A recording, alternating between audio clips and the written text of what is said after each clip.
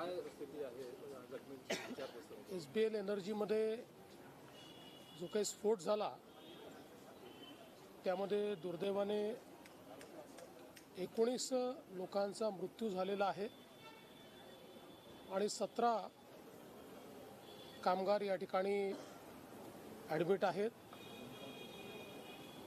आत्ता तरी सगळ्यांची जी परिस्थिती आहे ती क्रिटिकलच आहे. मी स्वतः त्या ठिकाणी त्यांची परिस्थिती बघितली. ऑरेंज सिटी हॉस्पिटलच्या मॅनेजमेंटने खूप शर्तीचे प्रयत्न करून या ठिकाणी त्यांना उत्तम उपचार दिलेले आहेत. पण मला आत्ता जी डॉक्टरांनी माहिती दिली त्याप्रमाणे अजून बराच काळ हे उपचार त्यांना द्यावे लागणार आहेत. कारण अशा केसेसमध्ये 3 आठवड्यानंतर देखील कधीकधी इन्फेक्शन होतात किंवा अडचणी निर्माण होऊ शकतात. पण जे काही बेस्ट प्रोटोकॉल्स आहेत ते वापरून त्यांना ट्रीटमेंट देण्याचा प्रयत्न या ठिकाणी चाललेला आहे. एकूणच आपल्याला कल्पना आहे की या केसमध्ये पोलिसांनी FIR दाखल केलेला आहे. 21 लोकांवर FIR दाखल केला आहे. 11 लोक अरेस्ट केलेले आहेत. मॅनेजिंग डायरेक्टरसहित सगळे प्रमुख लोक आता अटकेमध्ये आहेत. काही लोक फरार आहेत. त्यांनाही शोधण्याचं काम चाललेलं आहे. कंपनीच्या वतीने जे काही मृत आहेत त्यांच्याकरता 75 लाख रुपयाचं त्या ठिकाणी त्यांनी कम्पेन्सेशन दिलं आहे. CM फंडातनं 5 लाख रुपये आणि PM फंडातनं 2 लाख रुपये आपण त्या ठिकाणी दिलेले आहेत. जे जखमी आहेत त्यांच्याकरताही 25 लाख रुपये कंपनीने दिलेले आहेत.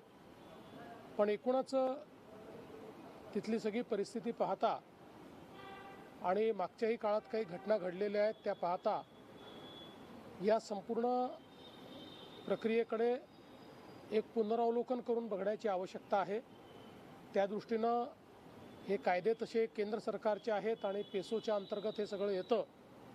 तथापि राज्याच्या वतीनं या कायद्यांमध्ये काय बदल केला पाहिजे, प्रोसेसेसमध्ये काय बदल केला पाहिजे आणि काही प्रोसेस ज्या आहेत या ऑटोमेशनकडे नेल्या पाहिजेत अशा पद्धतीचा एक नीट अभ्यासपूर्ण असा रिपोर्ट आम्ही केंद्र सरकारकडे पाठवून आत्ताच्या प्रोसेसेसमध्ये बदल घडवण्याचा प्रयत्न हा राज्य सरकारच्या वतीनं केला जाईल.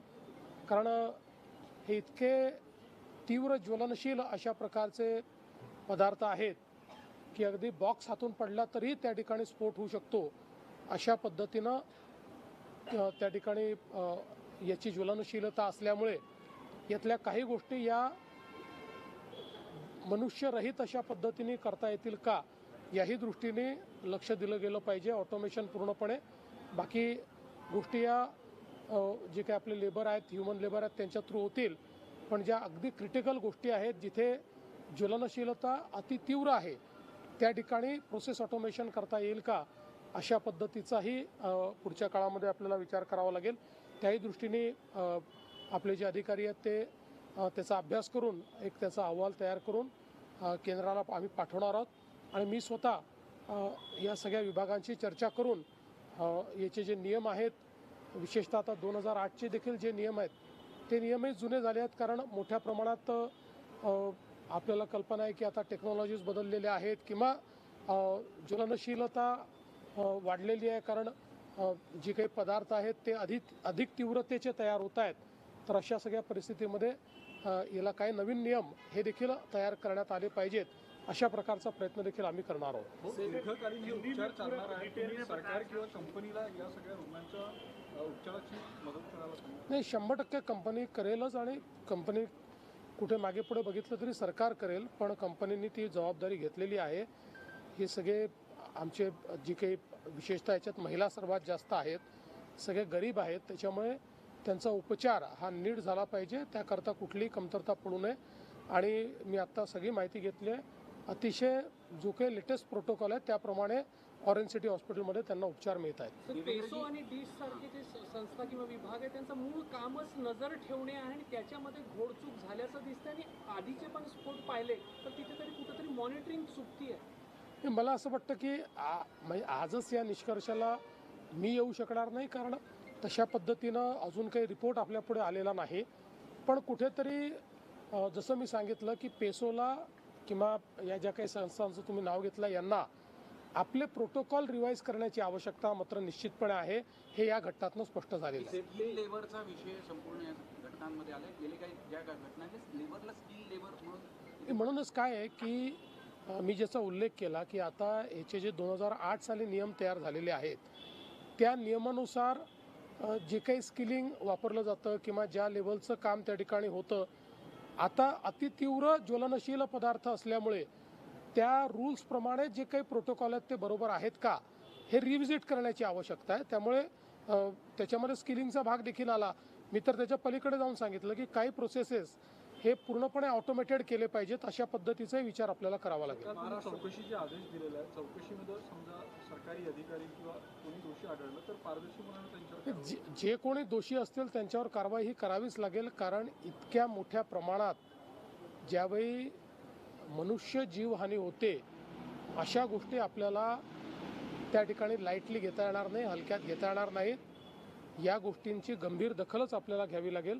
त्या दृष्टीने निश्चितपणे जे दोषी असतील त्यांच्यावर तर कारवाई करूच, पण त्या कारवाईपेक्षाही मला महत्त्वाचं असं वाटतं की आपल्याला थोडा पाठपुरावा करून भविष्यातले अशा प्रकारचे स्फोट होणार नाहीत या दृष्टीनं काय कारवाई करता येईल, त्याचे नियम काय करता येतील याकडे लक्ष अधिक द्यावं लागेल. मोठ्या प्रमाणात असे कारखाने आहेत, त्या सर्व कारखान्याचं रिव्ह्यूची गरज. मुळामध्ये बघा कारखान्यांचे ऑडिट झालेले आहेत. मागचा जो स्फोट झाला होता त्यानंतर जवळपास जिल्ह्यातल्या जेवढ्या अशा प्रकारचं अति तीव्र ज्वलनशील पदार्थ तयार करणारे हे जे काही कारखाने आहेत त्या सगळ्यांचं ऑडिट हे करण्यात आलेलं आहे.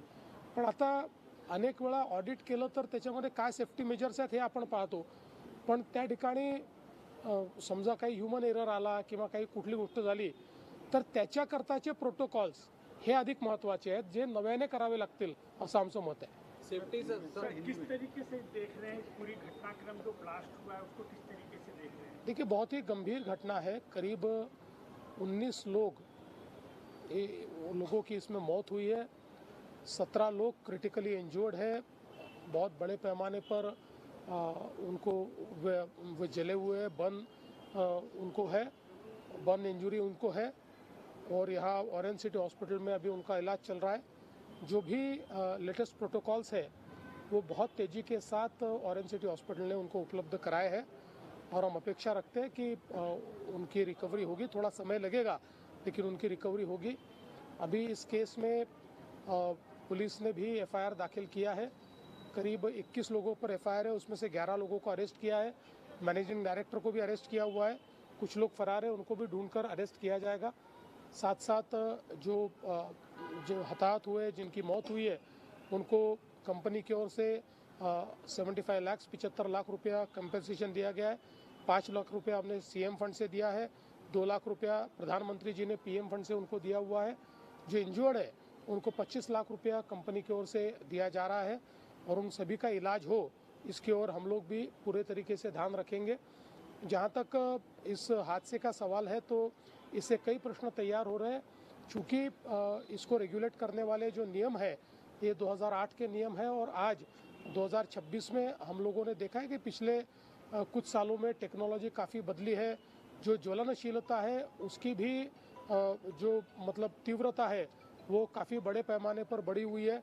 तो ऐसे समय जो प्रोटोकॉल्स आज हमारे यहाँ पर है क्या वो पर्याप्त है, इसकी ओर भी देखने की आवश्यकता है. क्या कानून में पर्याप्त प्रावधान है, इसकी ओर भी देखने की आवश्यकता है. इसलिए हम लोग जब जांच तो कर ही रहे हैं लेकिन जांच के साथ साथ हम लोग इस एंगल पर भी फोकस करेंगे ताकि इस पद्धति से जो नियम है या कानून है दोनों में किस प्रकार के संशोधन होने चाहिए, उन संशोधनों के ऊपर कार्य करके हम केंद्र सरकार को निवेदन करेंगे. उस प्रकार के संशोधन केंद्र सरकार हाथ में ले. विशेष रूप से कुछ प्रोटोकॉल्स या कुछ प्रोसेसेस ये 100% ऑटोमेटेड की जा सकती है क्या, इसके ऊपर भी ध्यान देने की आवश्यकता है. क्योंकि ये जो सारे पदार्थ हैं इनकी ज्वलनशीलता इतनी तीव्र इस प्रकार की है कि जिसमें मिनिमम ह्यूमन एरर से भी बहुत बड़े पैमाने पर क्षति हो सकती है, लोग हताहत होने की संभावना होती है. इसलिए इसके कुछ प्रोसेसेस अगर ऑटोमेट हो पाए तो शायद इस प्रकार की जो घटनाएं हैं उन घटनाओं को हम लोग कम कर पाएंगे। तो उस दृष्टि से पूरी जांच करके इसका रिपोर्ट ये केंद्र सरकार को सौंपा जाएगा। मनुष्य जैसे मामले दर्ज किए जाएंगे क्योंकि बड़े पैमाने देखिए सारे मामले दर्ज हो गए हैं। आप अगर देखेंगे तो जिस प्रकार की यहाँ पर एफआईआर किया गया है उसमें जो तीव्र से तीव्र इस प्रकार के उनके ऊपर हम लोग चार्जेस लगा सकते थे वो लगाए हुए हैं। देखिए पहली बात तो यह है कि यहाँ पर जितने हमारे इस प्रकार की फैक्ट्रीज है इन सबका ऑडिट हुआ है और ऑडिट के बाद इस प्रकार की घटना यहाँ पर घटी है। तो निश्चित रूप से जब एक प्रकार से इसका जो कि रिपोर्ट आएगा उसमें कई जो सुपरविजन है उसमें कोई कमी है या अधिकारियों ने कोई जो कार्य करना चाहिए था लेकिन उसमें निग्लिजेंस दिखाया तो ज़रूर उनके ऊपर भी कार्रवाई होगी। DNS 105